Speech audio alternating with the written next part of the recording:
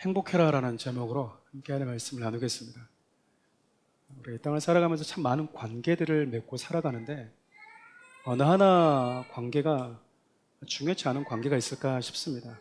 물론 잊어버리고 싶은 관계도 존재하겠지만 우리가 소중하게 생각하는 관계들이 참 많이 있는 것만은 사실입니다. 그 중에 참 중요한 관계가 있다면 부모와 자녀와의 관계가 아닐까 싶어요. 특별한 것이죠. 특별하죠.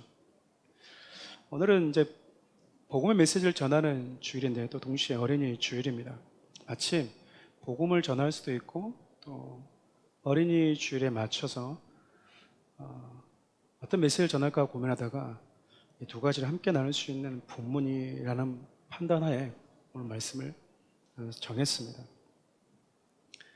가끔씩 어린이 주일, 어버이 주일을 보면 특정한 어떤 어린이들에게만 혹은 부모들에게만 주는 메시지가 될 수 없는 이유는 어린이 주일 때도 부모와 자녀와의 관계가 전제되어 있을 수밖에 없고 어버이 주일 역시 부모와 자녀와의 관계가 기본의 바탕이 될 수밖에 없기 때문에 늘 이 두 주일은 부모와 자녀들의 동시에 주는 메시지가 있는 날이라고 생각이 됩니다. 우리는 누군가의 부모이면서 또 동시에 누군가의 자녀이기 때문에 어버이 주일 뿐만 아니라 어린이 주일에도 우리에게 주신 모든 메시지는 다 우리 각자에게 주신 말씀이라고 판단됩니다. 살아가면서 여러분 모두가 경험했겠지만 부모와 자녀 사이에는 늘 건강한 갈등 그리고 고민들 어떤 그런 긴장들이 있는 것 같아요. 부모들은 늘 자녀들을 어떻게 양육하지? 어떻게 키우지? 늘 고민하고요. 또 부모들 역시 어떤 태도로 자녀들 역시 어떤 태도로 부모들을 대해야 되는지 늘 고민합니다. 가끔 자녀들을 대할 때 내가 이루지 못한 꿈을 대신 이루어주는 존재로 생각하는 부모들이 있더라고요. 이런 분들에게 자녀는 내 대리 만족을 위한 존재일 뿐인 거죠. 근데 여러분 이런 교육은 정말 자녀를 위한 교육도 아닐 뿐만 아니라 자녀를 사랑하는 교육은 더더욱 아니라고 할 수 있어요. 자녀를 갖다가 어떤 내 삶의 하나의 전유물처럼 생각하는 것이죠. 자녀들을 교육하고 또 자녀들은 부모를 공경하는 법을 배우는 것이 참 중요합니다만 더 중요한 것은 어떻게 자녀를 가르쳐야 되는지 또 어떻게 자녀들은 부모로부터 무엇을 배워야 되는지를 아는 것도 참 중요합니다. 그런데 우리는 이 땅에서 이것을 가르치고 배우는 중요한 기준, 모델이 없다라는 거예요. 너무나 시대마다 그리고 우리가 살아가는 환경에 발맞추다 보니 이 기준 자체가 모호해지는 것이죠. 오늘 우리가 읽었던 이 내용을 보면 창조주 하나님께서 피조물인 인간에게 주신 이 생명에 대한 말씀입니다. 이 사건을 계기로 인간이 범죄했고 죽음이라는 운명을 피할 수 없게 되었고 죄인으로 전락하게 되었죠. 그러나 여러분 오늘은 인간을 창조하신 하나님께서 인간을 어떤 존재로 창조하셨고 또 어떻게 교육하셨는지에 대한 관점으로 오늘 본문을 좀 살펴보려고 합니다. 왜냐하면 하나님은 우리의 창조주이기도 하시지만 저와 여러분들의 아버지도 되시기 때문에 그래요. 창세기를 보면 특별히 창세기 1장을 보면 하나님 아버지께서 자녀된 우리를 어떻게 교육하셨는지 또 축복하셨는지에 대한 장면이 나옵니다. 이런 모습들을 보면 즉 우리를 어떻게 교육하셨고 우리를 어떻게 축복하셨는지를 보면 이 땅에 자녀된 우리를 창조하셨을 때 부모된 하나님이 가지고 있었던 교육의 철학, 교육 방향들을 엿볼 수 있다 생각돼요. 우리의 시작이신 하나님 아버지께서 당신을 어떻게 교육하셨고 또 축복하셨고 나아가서 그분은 어떤 교육 철학을 가지고 자녀들을 인간들을 대하셨는지를 좀 살펴보려고 합니다. 왜냐하면 이것이 부모된 자들에게도 또 자녀된 우리에게 있어서도 중요한 모범이 될 것이기 때문에 그렇습니다. 먼저 하나님 아버지께서 자녀된 우리를 어떻게 교육하셨는가부터 살펴보죠. 어떻게 교육하셨는가? 가장 먼저 하나님은 자녀들에게 삶의 기준에 대해서 교육을 하십니다. 삶의 기준에 대해서 하나님이 교육을 하세요.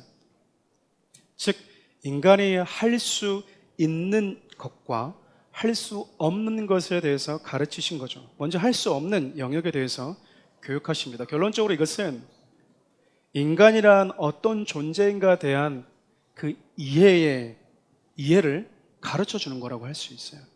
즉 하나님께서 무엇을 해야 하는지 그리고 무엇을 하지 말아야 되는지에 대한 이 말씀을 통해서 우리들은 인간이 어떤 존재인지를 이해하고 배우게 되는 것입니다. 즉 하나님은 인간을 창조하고 나서 가장 먼저 인간은 어떤 존재인지 그 존재론적인 부분을 교육하셨다라는 거예요.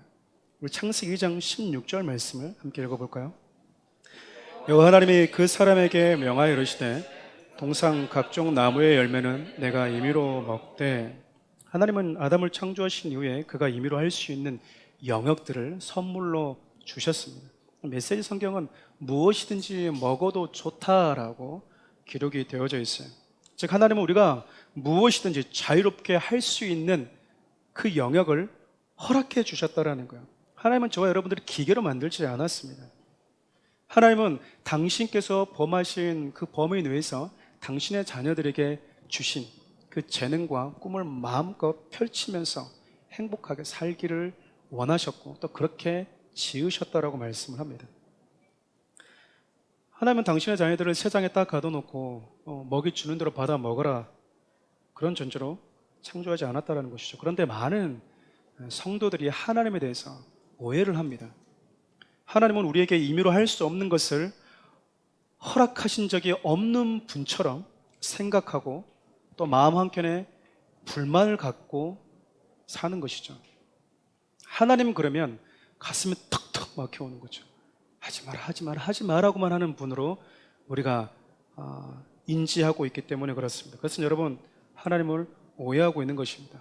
그래서 어떤 분들은 가끔 이렇게까지 반응한 분들도 계세요. 하나님께서 마음껏 혹은 자유롭게 허락하신 범위 즉 그 영역 앞에서 하나님 이것은 먹어도 됩니까? 라고 물으면서 몇 날 며칠이고 왜 하나님은 응답이 없을까?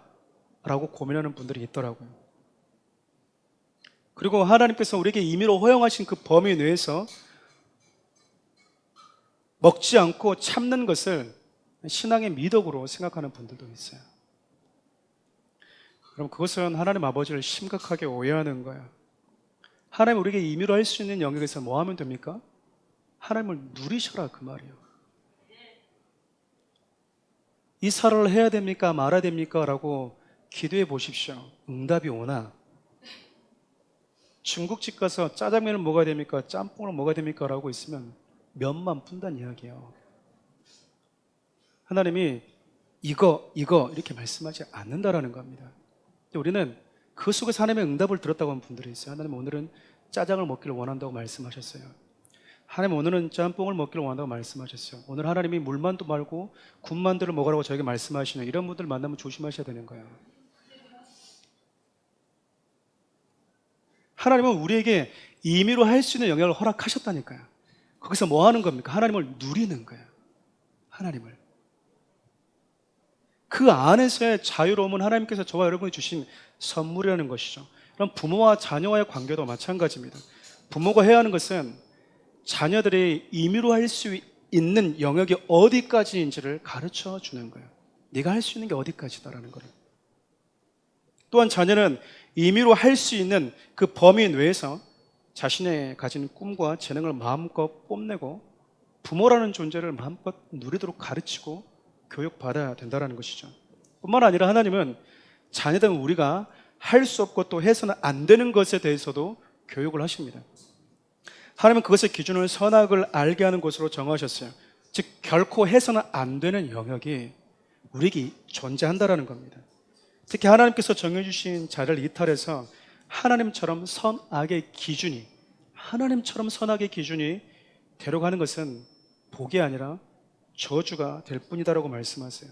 어쩌면 절대적 기준이 사라져가고 있는 이 시대, 부모들은 하나님의 말씀이라는 기준을 가지고 분명하게 자녀들을 교육해 줘야 될 필요성이 있는 거죠. 하나님의 정해주신 기준이 무엇입니까? 하나님은 이 땅에 내가 만든 성은 남성과 여성 두 개의 성밖에 없다. 결혼은 한 남자와 한 여자가 하는 것이다. 여자와 여자와 남자와 남자가 하는 것이 아니다. 하나님이 정해주신 무엇입니까? 기준이에요. 근데 우리는 여기에 대해서도 질문하는 거죠. 먹어도 되는 부분에 있어서는 질문하지 않아도 되는데 거기서 질문을 하고, 먹으면 안 되는 것에 대해서 왜 안 되죠? 라고 질문을 해요. 왜 남자와 남자는 안 되죠? 왜 여자와 여자는 안 되죠? 왜 동물과 사람은 안 되죠? 라고 질문한다고요. 그거는 질문의 영역이 아닙니다. 우리가 지켜야 될 영역인 것이죠. 그런데 무엇이 선이고 무엇이 정의인지 시대와 문화에 따라서, 그리고 인권의 기준에 따라서 시시각각 바뀌는 이 시대 속에서, 모호해져가는 이 시대 속에서 부모가 해야 될 것은 결코 인간이 해서는 안 되는 영역들을 자녀들에게 가르쳐 주어야 된다는 겁니다. 인간은 모든 것을 할 수 있는 존재로 지음받지 않았습니다. 인간은 하나님 아버지께서 정해주신 법과 기준 안에 있을 때 비로소 행복한 존재로 지음을 받았다, 그 말입니다. 가지가 나무와에 붙어 있어야 되고 물고기는 물 안에 있어야 된다는 것, 우리는 그것에 대한 지식을 가지고 있습니다. 그렇죠? 즉 하나님이 선과 악에 대한 정의는 너의 영역이 아니다라고 말하고 있는 것은요, 인간이 어디까지 갈 수 있는지, 무엇을 넘으면 안 되는지에 대한 인간의 한계와 인간에 대한 이해를 하나님이 가르쳐주고 있다고 볼 수 있는 거죠. 인간을 창조해놓고 사람은 어떤 존재야, 사람답게 사는 것은 어떤 거야 라고 하나님이 가르쳐주고 교육해주고 있는 것입니다. 근데 여러분, 사탄은 어떻습니까? 사탄은 하나님께서 정해주신 그 기준을 허물어버리고요, 하나님이 주신 그 기준을 가볍게 여기고 하나님이 정해주신 그 기준에 불만을 품게 만들어요. 할 수 있는 것에 대해서는 감사하지 않고 할 수 없는 것에 대해서는 늘 불만과 불평을 가지고 살게 만듭니다.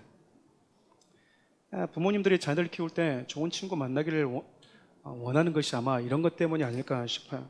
사단의 성향을 가진 친구들을 만나게 되면요, 부모님에 대해서 오해하게 만듭니다. 너희 부모 꼰대네, 너희 부모 너무 답답하다, 너를 억압한다, 너무 재미없다,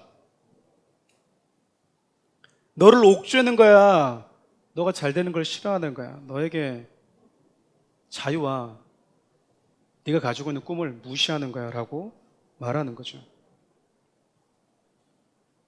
하나님께서는 선악을 알게 하는 나무에 대해서 분명하게 말씀을 하십니다. 우리 창세기 2장 17절 함께 읽을까요? 선악을 알게 하는 나무의 열매는 먹지 말라, 내가 먹는 날에는 반드시 죽으리라 하시니라. 하나님은 반드시 죽게 된다, 그러니까 절대로 먹어서는 안 된다라고 하십니다. 그런데 사단은 어떻게 말합니까? 창세기 3장 4절이죠. 뱀이 여자에게 이르되 너희가 결코 죽지 아니하리라. 결코 죽지 않는다라고 말합니다. 반드시 죽는다라고 말씀하신 그 하나님 앞에 결코 그런 일은 없다라고 맞대응을 하고 있는 거죠. 근데 인간은 어떻습니까? 너 그거 하면 안 돼 라는 말보다 네 하고 싶은 대로 해 라는 말을 더 좋아하지 않습니까? 가끔 이제 교회에 있다 보면 좌석이 꽉 차게 되잖아요. 그럼 앞좌석이 비어있을 때가 있어요. 그러면 제가 목사님들이 이렇게 얘기합니다. 뒤에 계신 분들 좀 앞자리 와주십시오, 이렇게 얘기를 해요. 우리도 꼭 그날에 올 줄 믿습니다. 네. 꼭 그것만이 좋은 것은 아닐 수 있지만 어쨌든, 네. 그러면 여러분, 뒤에 있는 분들이 앞으로 옵니까? 안 와요. 뒤에 가서 집사님 조금만 앞으로 가주시겠습니까? 그러면 여기 내 자리라고, 여기가 내 자리라고, 왜 내가 있는 자리에서 저리 가라고 말하냐고. 싫다라는 거죠. 엉덩이 잠깐 들어서 일어나는 것도 싫어합니다. 그리고 여러분, 맨 사이드에 앉아요. 왜냐면 사이드에 앉으면 사람이 들어갈 수 있습니까? 없습니까? 불편하죠. 무릎을 이렇게 가지고 들어가라는 거예요. 집사님, 권사님 좀 가운데로 들어가 주십시오. 안 된다고. 나는 이 자리에 앉아야지 기도가 된다는 거예요. 이 자리에 앉아야만이 기도가 된다고 하는 분들 조심하시기 바랍니다.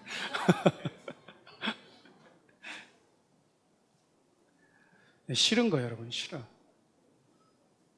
여러분들이 집사님 앞에부터 좀 앉으십시오 라고 말하면 싫어한다고요, 사람들이. 왜 나한테? 나는 이거 하고 싶은데.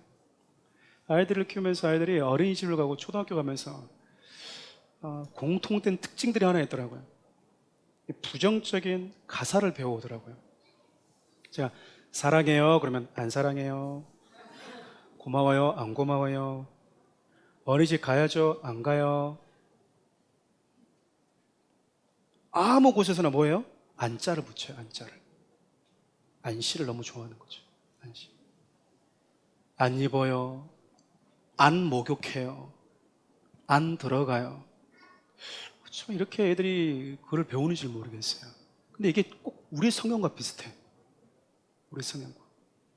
하나님이 무슨 말을 하면 싫어요.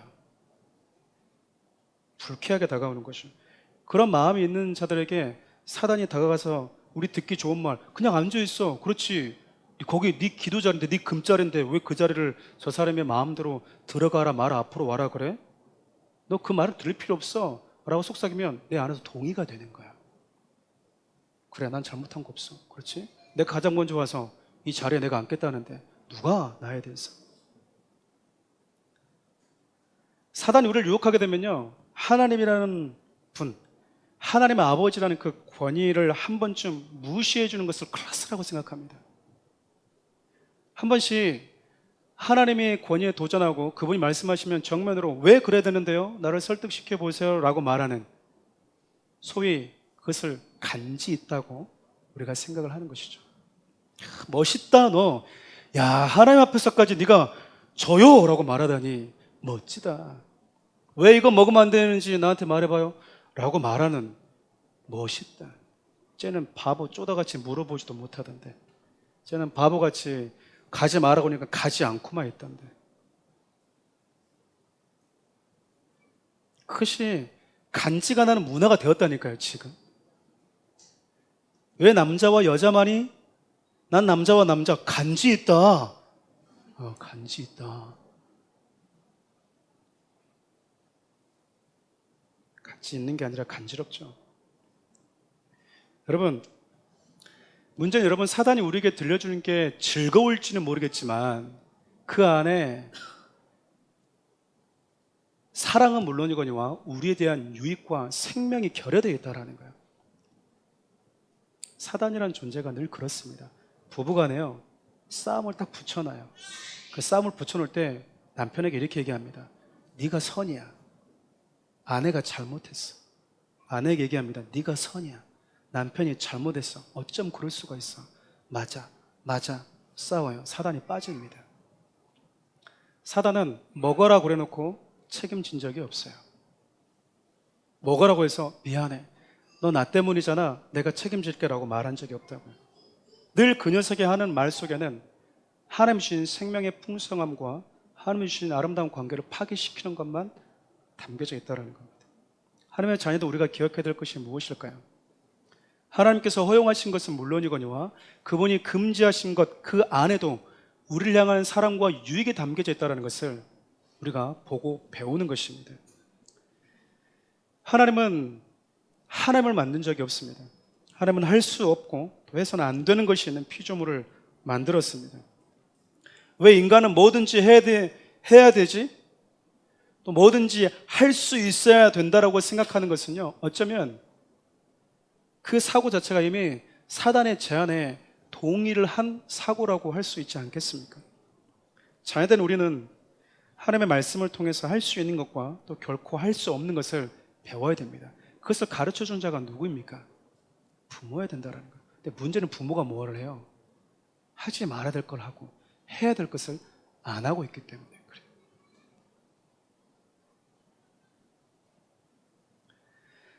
자녀들 향한 교육과 더불어서 두 번째로 하나님 아버지께서 당신의 자녀들에게 하신 것이 바로 축복입니다. 축복. 부모는 자녀를 축복하고 자녀는 부모로부터 주어지는 이 축복의 메시지를 받고 또 누리면서 살아야 돼요. 자녀들을 많이 축복해 주십시오. 하나님 아버지께서 자녀된 인간에게 주신 첫 번째 축복은요, 잘 다스릴 수 있는 복이었어요. 하나님은 세상을 창조하신 이후에 당신이 창조하신 이 땅을 정복하고 다스리라고 하셨죠. 하나님께서 창조하신 것들에 대한 청지기적 사명을 주신 겁니다. 인간이 하나님이 주신 것을 가지고 그러면 무엇을 했을까요? 창세기 2장 19절에서 20절 상반절 함께 읽어볼까요? 여호와 하나님이 흙으로 각종 들짐승과 공중의 각종 새를 지으시고 아담이 무엇이라고 부르시나 보시려고 그것들을 그에게 이끌어 가시니 아담이 각 생물을 부르는 것이 곧 그 이름이 되었더라. 아담이 모든 가축과 공중의 새와 들의 모든 짐승에게 이름을 주니라. 하나님이 주신 지혜와 재능과 총명을 가지고 하나님이 창조한 피조물들의 이름을 지어줬대요. 여러분, 이름을 주어졌다는 것은 그것에 특별한 의미를 부여해 주었다는 의미 아닐까요? 우리가 잘 아는 김춘수의 꽃이라는 시가 있잖아요. 내가 그의 이름을 불러주기 전에는 그는 다만 하나의 몸짓에 불과하지 않았다. 내가 그의 이름을 불러주었을 때 그는 나에게 와서 꽃이 되었다. 이름을 불러주기 전에는 작은 몸짓 하나에 불과했었는데 내가 이름을 불러주니 너가 나에게 와서 꽃이 되었다라는 시잖아요. 하나의 작은 몸짓으로 살아가는 모든 것들을 향해서 그들을 창조하신 하나님의 의도와 참된 의미를 부여해주는 축복된 존재로 살아가도록 우리에게 복을 주셨다라는 거죠. 하나님께서 주신 복은요, 굴림이 아니에요. 세상 속에서 내가 왕처럼 굴림하면서 살아가는 것이 아니라 하나님께서 나를 대하셨듯이 내가 살아가는 자연과 우리 주의 생명체들을 소중히 여기고 그것들에게 의미를 부여하면서 살아가라는 겁니다. 하나님 아버지는 이처럼 당신께서 창조하신 것들에 대해서 의미를 부여하는 자로 살아가는 당신의 자녀들이 이 땅에 충만하기를 원하시는 거예요. 숫자가 많아지는 충만함이 아닙니다. 단순히 숫자가 많아지는 충만함이라면 하나님은 창세기 6장에 사람 지으심을 한탄하지 않으셨을까요? 하나님이 아담에게 충만하라고 말씀하셨던 이유는 하나님이 주신 그 재능과 하나님이 주신 그 아름다움을 가지고 그 지혜를 가지고 세상을 의미 있게 만드는 자들이 이 땅에 가득하기를 원하셨다는 거 아니겠습니까? 그러니까 여러분, 자녀들은 부모로부터 어떤 말을 들어야 되는 거예요? 너와 같은 아이가 세상에 가득했으면 좋겠다. 너와 같은 아들만, 너와 같은 자녀들만 이 세상에 가득하면 세상은 참 아름다워질 거야. 내가 너 낳고 미역국 먹었냐? 내가 너도 자식이라고 내가 네 낳고 미역국을 먹었나 보다. 내가 네 낳은 나를 후회한다. 라는 말을 들으면 자녀도 불행했지만 그 말을 하는 부모도 얼마나 마음이 아프겠어요. 서로가 불행해지는 표현인 것이죠. 우리를 창조하신 하나님 아버지는요, 우리를 존귀한 자로 세우셨고 당신께서 창조하신 세계를 다스리고 또 보호하며 살기를 원하셨습니다. 그렇다면 부모가 자녀에게 줄 수 있는 축복은 무엇이겠습니까? 그 축복은요, 그 자녀들이 그들의 삶의 현장에서 의미 있는 자로 살아가는 거예요. 우리 자녀를 만나는 자들이 삶의 이유와 의미를 발견하는 것입니다. 가끔 자살 사이트 같은 데를 보면 그 사람 만나면 같이 죽고 싶어요. 어떤 사람 만나면 세상은 삶의 이유가 없어져요. 어떤 사람을 만나면 성공이 세상에 있어서 가장 최고의 가치예요. 어떤 사람을 만나면 인기가 최고의 가치. 여러분, 어떤 사람 만나면요, 삶의 이유가 무엇인지가 비로소 보이게 됩니다. 여러분들이 자녀들을 그렇게 의미 있는 존재로 교육하고 축복할 때 그 자녀들이 만나는 자들에게 삶의 이유와 의미를 모르고 살아가는 자들에게 그들이 의미를 줄 수 있다고요. 이름을 지어줄 수 있다는 거예요. 저는 사랑하는 우리 모든 성도들이 그렇게 누군가에게 의미가 되어주고 의미를 주는, 이름을 지어주는 성도로 살기를 바라요. 하나님 아버지께서 자녀된 우리에게 주신 두 번째 축복은요, 사랑하는 자로 살아가도록 하셨다는 거예요. 사랑하는 자로. 창세기 2장 22절에서 23절 함께 읽을까요? 여호와 하나님이 아담에게서 취하신 그 갈빗대로 여자를 만드시고 그를 아담에게로 이끌어 오시니 아담이 이르되 이는 내 뼈 중에 뼈요 살 중에 살이라. 결혼하지 않은 이 독신으로 사는 분들이 종종 있어요. 이런 분들에게 있어서는 결혼에 대한 메시지가 불편하게 다가올 수도 있습니다. 우리 교회 안에도 여러분 독신주의자들이 있습니다. 그리고 부부간에 홀로 되신 분들도 있어요. 앞으로 더 많아질 수도 있겠죠. 근데 여러분, 내가 그런 일들을 당했기 때문에 혹은 내가 그런 사고를 가지고 있다고 해서 결혼에 대한 이슈가 나오거나 부부에 대한 이슈가 나올 때 불쾌하지 않기를 바랍니다. 왜냐하면 나의 어떤 선택과 관계없이 하나님께서 성경에서 이걸 분명히 언급하고 있기 때문에 그래요. 그래서 건강한 독신주의는 나 독신주의자인데 왜 결혼 얘기를 하지? 나 독신주의자인데 왜 부부 얘기를 하지? 불쾌하네. 오늘 메시지는 들을 거 없네? 건강한 독신주의자가 아니야. 성경적인 독신주의자가 아니라고요. 성경에서 말하는 건강한 독신주의자 바울은요 그렇게 표현하지 않았어요. 열등감, 우월감 없습니다, 여러분. 단지 하나님이 나를 그렇게 부르셨기 때문에 나는 이 선택을 하고 가는 것일 뿐이지 그 선택을 하는 자들에게 있어서 늘 열려 있어요. 저는 사랑하는 우리 성도들이 그랬으면 좋겠어요. 내가 이걸 선택하고 있다고 해서 다른 것을 선택하는 자들에게 우리가 세경을 끼는 것은 결코 중요하지 않습니다. 어찌됐든 우리가 살아가면서 여러 종류의 사랑이 있는 것만은 분명합니다. 그럼에도 하나님은 남자와 여자와의 관계에서 사랑을 성경에서 가장 먼저 언급하셨다라는 거예요. 어쩌면 남자와 여자의 사랑이 아니라 남자와 남자도 사랑할 수 있고 여자와 여자도 사랑할 수 있고 나아가서 인간과 짐승도 성적인 관계를 제도해달라고 요구하는 지금 이 시대에 창세기 2장에 기록된 한 남자와 한 여자의 사랑의 주제는 너무 중요한 이슈가 아닐 수 없어요. 하나님은 당신의 자녀된 자들이 구별되고 아름다운 남녀 간의 사랑을 하면서 살기를 원하십니다. 에베소서 5장의 표현을 빌리면요 한 남자와 한 여자의 구별된 사랑 안에서 예수 그리스도와 성도들 간의 관계가 어떤 관계로 맺어져 있고 어떤 사랑으로 맺어져 있는지 그 비밀을 하나님은 그 관계를 통해서도 가르쳐 주기를 원하시는 거죠. 단순히 남자와 여자가 사랑하는 것이 아니라 사랑을 주고 또한 받으면서 사랑을 배우도록 하시는 겁니다. 여러분들 공동체에 있어야 되는 이유 중에 하나가 바로 그것입니다. 우리가 공동체에 들어가면 목사님 제가 좀 배우겠습니다. 맞습니다. 공동체에 들어가면 우리가 많은 것들을 배울 수 있습니다. 그러나 여러분들을 통해서도 또 누군가가 하나님을 만납니다. 우리는 일방적이고 어떤 내 중심적인 삶을 사는 존재가 아니라 우리는 어디에 가면 늘 사랑을 주기도 하고 사랑을 받기도 하고요. 누군가를 통해서 하나님을 만나기도 하고 누군가는 나를 통해서 하나님을 만나기도 합니다. 그렇기 때문에 어떻게 보면 여러분들이 만난 하나님을 공동체 안에서 함께 나누는 것은 중요하다고 할 수 있어요. 하나님은 한 남자와 한 여자와의 관계를 통해서 그런 사랑들을 배우고 주고 받도록 하는 복을 주셨습니다. 그래서 성경은 결혼에 대해서 혹은 남성이 한 여성과 결혼하는 것에 대해서 사랑을 나누는 것을 하나님 주신 분복이다, 복이다라고도 표현하는 겁니다. 결혼 적령기가 되면 부모들의 관심은 단연 자녀들의 혼사이겠죠. 자녀에게 꼭 맞는 배우자를 만나서 가정을 이루기를 원하는 것, 부모의 마음입니다. 저는 이런 부분 속에서도 부모들은 하나님 아버지의 마음을 재현해 주어야 된다고 믿습니다. 하나님 아버지의 마음을 배우는 것이죠. 사랑을 주고 또 사랑을 받으면서 살아갈 수 있는 대상을 만나서 행복하기를 원하는 그 하나님 아버지의 마음을 부모의 마음을 통해서 자녀들이 만나야 되는 것입니다.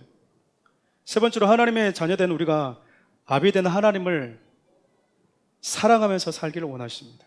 우리 신명기 6장 4절에서 9절 말씀 읽어볼까요?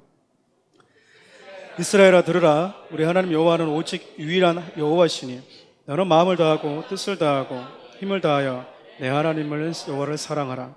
오늘 내가 내게 명하는 이 말씀을 너는 마음에 새기고 내 자녀에게 부지런히 가르치며 집에 앉았을 때든지 길을 갈 때든지 누워있을 때든지 일어날 때든지 이 말씀을 강론할 것이며 너는 또 그것을 내 손의 목에 메어 기호를 삼으며 네 미간에 붙여 표로 삼고 또 내 집 문설주와 바깥문에 기록할지니라. 하나님이 지금 당신의 자녀들에게 하나님을 사랑하라 라고 말씀하십니다. 명령으로 말씀을 하세요. 이유는 간단합니다. 하나님을 사랑하는 것은요 생명 자체를 사랑하는 것과 같기 때문에 그래요. 하나님을 사랑하는 것은 거룩하고 구별된 법과 규율을 지키는 것, 그 안에 거하는 것과 같은 의미이기 때문에 그렇습니다. 하나님을 사랑한다는 것은 삶의 분명한 의미와 목적을 알고 살아가는 것과 같고요. 하나님을 사랑한다는 것은 사랑 그 자체를 가지고 품고 살아가는 것과 같은 의미입니다. 다시 말하면 하나님을 사랑하지 않으면서 누군가를 사랑할 수 없고요. 하나님을 사랑하지 않으면서 구별된 건강한 사랑을 한다는 것은 불가능하고 하나님을 사랑하지 않으면서 삶의 의미를 발견하는 자로 살아가는 것은 불가능합니다. 하나님을 사랑하지 않으면서 생명의 풍성함을 꿈꾸는 건 역시 불가능한 것이죠. 왜냐하면 하나님 자체가 우리의 생명이고 법이고 삶의 의미이고 사랑 그 속성 자체이기 때문에 그렇습니다. 그렇기 때문에 부모들은 자녀들에게 가장 중요한 가치로 교육해 줘야 되는 것이 하나님을 사랑하는 거예요. 생명을 사랑하는 거예요. 삶의 의미를 사랑하도록 만들어주는 겁니다. 나아가서 자녀들은 그 부모를 통해서 하나님을 배우고 하나님을 사랑하는 법을 배우는 것이죠. 어렸을 때는 잘 모릅니다. 엄마 따라 손잡고 교회를 가니까 이제 이 아이들이 점점 독립적으로 되면 이 아이들에게 내가 어떤 하나님을 심어줬는지가 조금씩 드러나 버려요. 하나님 우리가 어떤 분이시고 그분 우리에게 어떤 의미가 있는지를 부모들은 교육하고 자녀들은 그 교육을 통해서 하나님을 배워가는 것이죠. 왜 이렇게까지 해야 되는 걸까? 부모가 자녀를 교육하고 축복하는 모든 이유는요, 부모에게 있어서 자녀는 사랑 그 자체이기 때문입니다. 공부를 조금 못해도 얼굴이 조금 못생겼어도 자녀는 부모의 사랑이죠. 그리고 자녀는 부모에게 삶의 이유이기도 합니다. 우리는 이 땅에서 무언가가 될 겁니다. 우리는 하나님 아버지께서 주시는 것들을 가지고 살아가면서 누군가를 만날 것이고 그렇게 시간은 지나갈 겁니다. 그때 우리가 잊지 말고 기억해야 할 것이 있어요. 나에게 생명을 주셨고 또 삶이란 선물을 주셨고 부모에게 좋은 재능을 가지고 아이들이 태어나듯이 하나님 나한테 좋은 재능을 주셨고 가족을 주시고 꿈을 주신 분이 바로 하나님이다라는 사실을 부모들이 반드시 가르쳐줘야 돼요. 말씀을 맺을까 합니다. 생각해보면 모든 인간들은 비슷한 삶의 여정을 걸어갑니다. 태어난 순간을 기억하지도 못할 만큼 작은 핏덩어리로 태어나서 부모라는 거대한 손에 보호받으면서 자라가죠.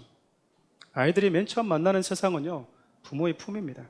그 품 안에서 생명을 공급받고 일방적인 사랑을 받으면서 자라죠. 자녀는 부모와 눈을 마주치면서 교감하고 감정을 배우고 사랑을 배우고 웃는 법을 배웁니다. 먹으면 안 되는 것과 먹어도 되는 것을 배우고요. 교육에 대해서 배우고 꿈에 대해서 배우고 삶과 죽음에 대해서 배우고 삶의 이유와 목적에 대해서 배우게 해야 됩니다. 그렇게 아이들은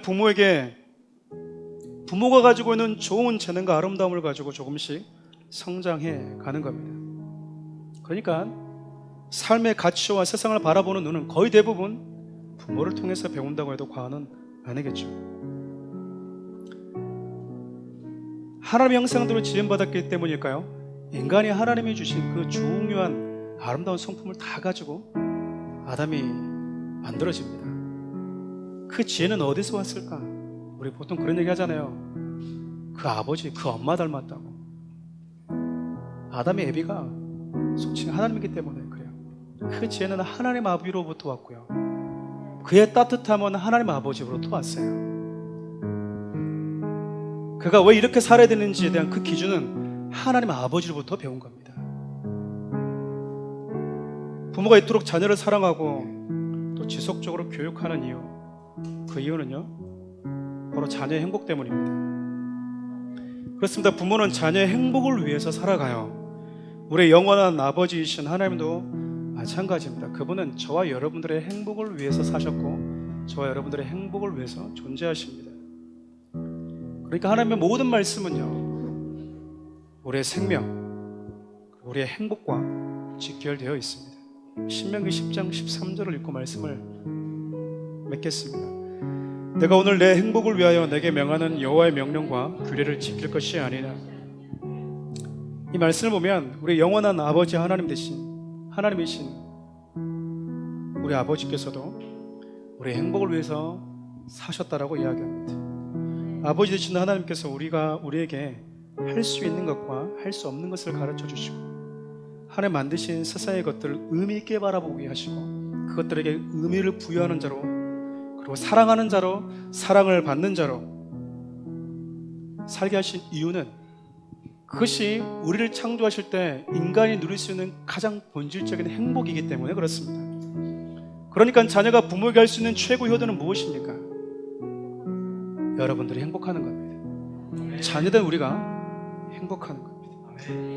하나님 우리에게 말씀하고 싶은 게 있다면 행복해라, 행복해라 아니겠습니까? 바라기는 하나님 주신 것들을 가지고 세상에서 하나님 주시는 풍성함과 그분이 주신 지혜와 그분이 주신 총명을 마음껏 누리면서 사십시오. 여러분을 만나는 자들이 여러분을 통해서 삶의 이유를 발견할 수 있도록 가는 곳곳마다 이름을 지어주면서 사십시오. 누군가에게 너는 왜 그렇게 사냐, 너는 어디서 교육받았냐 이렇게 물어보면 하나님 아버지께 받은 교육이다라고 말씀하십시오. 저와 여러분의 행복은 하나님의 행복입니다. 행복해져라, 행복해져라. 행복해집시다. 우리 그 하나의 마음을 담아서 이 찬양을 주님께 좀 올려드렸으면 좋겠습니다. 너는 부유해도 가난해도, 나는 부유해도 가난해도 너를 사랑하여 구원했으니 너는 내 것이라, 내 것이라. 너는 내 것이라. 내가 현명해도, 내가 현명해도 미련해도 너의 지혜 되어 사용하리니 너는 내 것이라, 내 것이라. 너는 내 것이라, 너는 내 것이라. 너는 내 것이라, 내 것이라. 너는 내 것이라. 너는 내 것이라, 내 것이라. 너는 내 것이라. 너는 잘났으나 못났으나, 너는 잘났으나 못났으나 너의 모든 것을 알고 있으니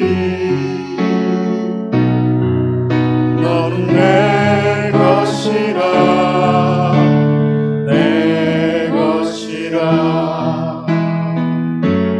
너는 내 것이라. 너는 강하여도 약하여도, 너는 강하여도 약하여도 너의 힘이 되어 일으키리니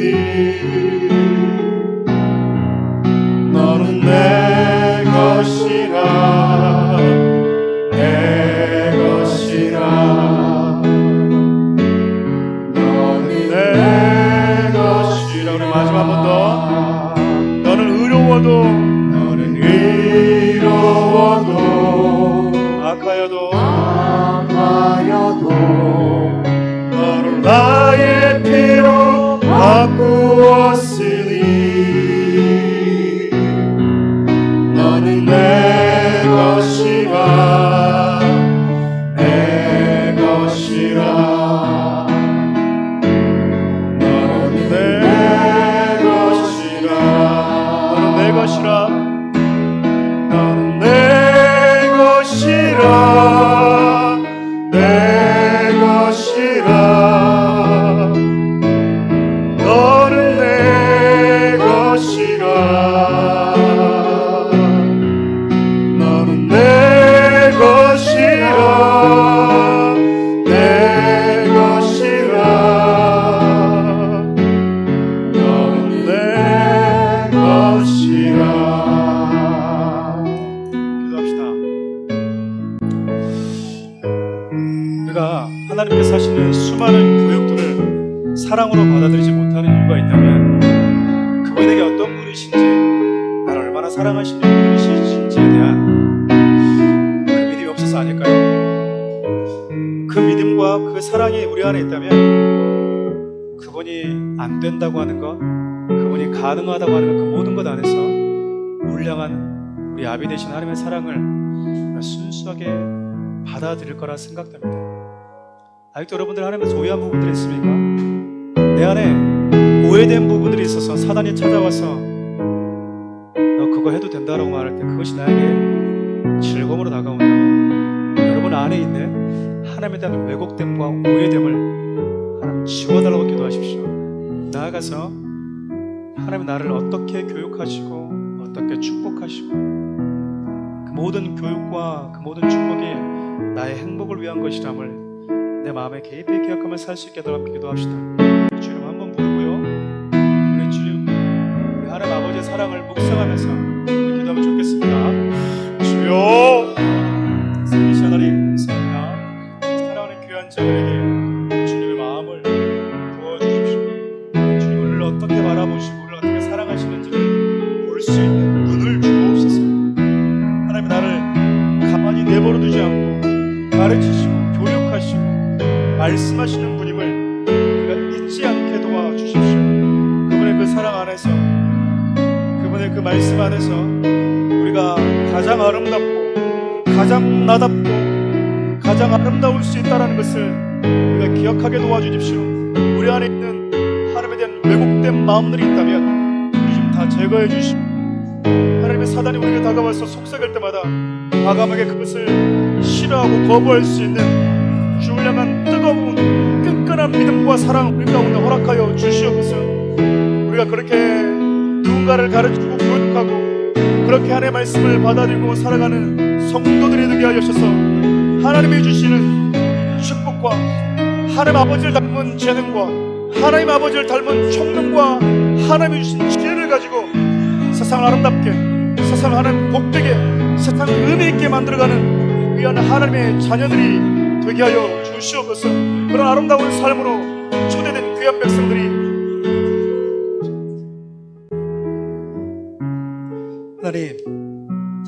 하나님 우리 아버지십니다. 우리 자녀가 아빠의 좋은 것, 엄마의 좋은 것만 가지고 태어났으면 그런 바람을 가지고 있대. 우리 하나님은 우리에게 가장 좋은 재능과 가장 특별한 지혜와 총명을 주신 분이십니다. 우리에게는 가장 좋은 것들은 우리 아버지이신 하나님으로부터 부여받은 재능들이고 지혜이고 총명입니다. 이제 그것을 가지고